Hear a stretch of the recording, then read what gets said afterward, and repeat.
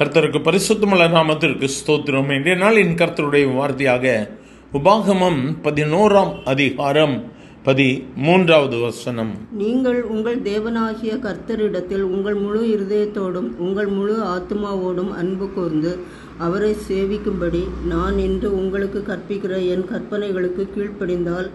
என்ன கருமையானவர்கள், இந்த இடத்திலே வேதத்தில் நாம் வாசிக்கிறோம், உன் தேவனாகிய கர்த்தருக்கு நீ கீழ்ப்படிய வேண்டும்.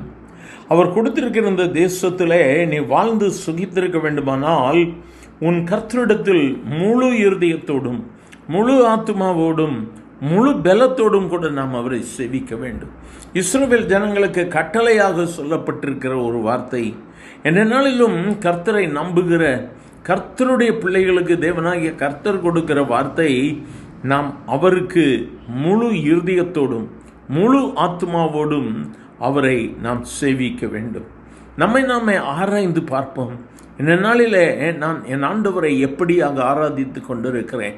என் முழு மனதோடு என் முழு ஆத்மாவோடு நான் என்னுடைய கண்கள் முழுமையாய் அவரை நோக்கும் என்று சொல்லி பார்க்கிறோமா?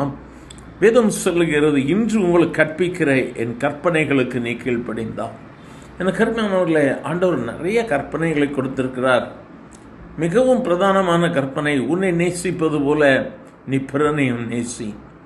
எனக்கு அருமையானவர்களே, நம்ம ஆண்டவருடைய கற்பனைகளை கை கொண்டா ஆண்டவர் நிறைய ஆசீர்வாதங்களை தரேன்னு சொல்றார். நான் உன்னை கீழாக்காமல் மேலாக்குவேன், நீ அநேக ஜாதிகளுக்கு கடன் கொடுப்பாய், நீயோ கடன் வாங்காதிருப்பாய் என்று சொல்லி பல ஆசீர்வாதங்களை கர்த்தர் சொல்லி இருக்கிறார். இந்த நாளிலும் நம்முடைய கீழ்ப்படிதல் எப்படியாக இருக்கிறது? நம்மை நாமே ஆராய்ந்து பார்க்கலாமா? என் இருதயத்தை நான் சோதித்து பார்க்கலாமா? என் ஆண்டவருக்கு நான் முழுமையாக என் இருதயத்தை ஒப்பு கொடுத்திருக்கிறேனா?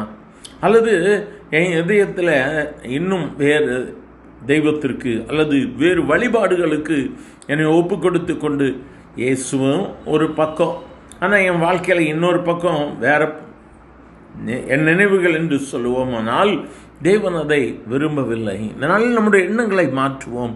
என்னுடைய எண்ணங்கள் முழுமையாக என் இயேசுவின் மேல், என் நம்பிக்கை அவர் மேலே தான். இதில் அறகுறையா அங்கே பாதி இங்கே பாதின்னு இருக்கக்கூடாது. கர்த்தரை சேவிக்கிற நாம் எது அவருக்கு விருப்பம் இல்லையா அதை விட்டுறணும். நம்ம இருதயம் நமக்கு நல்லா சொல்லுவோம்ல, இது என் ஆண்டவர் விரும்பாதது, இந்த காரியத்தை நீ செய்யாத.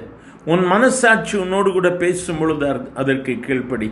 நாம் இன்று ஆண்டவர்கிட்ட ஒரு பொருத்தனை எடுக்கலாம். ஆண்டவரே, நான் முழு இருதயத்தோடும் முழு பலத்தோடு கூட உங்களை அன்பு கூறுவேன்.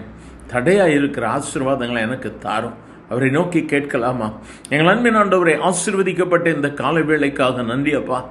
பலவிதமான போராட்டங்கள் ஆண்டவரே, பல பிரச்சனைகள், எதை எடுத்தாலும் தோல்வி, என்னுடைய வாழ்வில் முன்னேற்றமே இல்லை, தோல்வி மேல் தோல்வி என்று சொல்லி கலங்கி போய் இந்த வார்த்தைகளை கேட்கிற உடைய பிள்ளைகள் இருப்பார்களானால் கர்த்தர் அவர்களை தொடுங்கப்பா. அவர்களுடைய இருதயத்தில் என்ன குறை இருந்தாலும் நீங்கள் உணர்த்துங்க ஆண்டவரே. முழு இருதயத்தோடு முழு பலத்தோடு கூட உண்மை சேவிக்க ஆண்டவரே, இன்று அவர்கள் எடுக்கிற தீர்மானத்தில் நிலைத்து நிற்க உதவி செய்து அவர்களுடைய வாழ்வில் இருக்கிற எல்லா தடைகளையும் உடையும் ஆண்டவரே, இயேசுவின் நாமத்தில் நன்மை உண்டாகட்டும். ஆசீர்வதியும் இயேசுவின் நாமத்தில் பிதாவே, ஆமென்.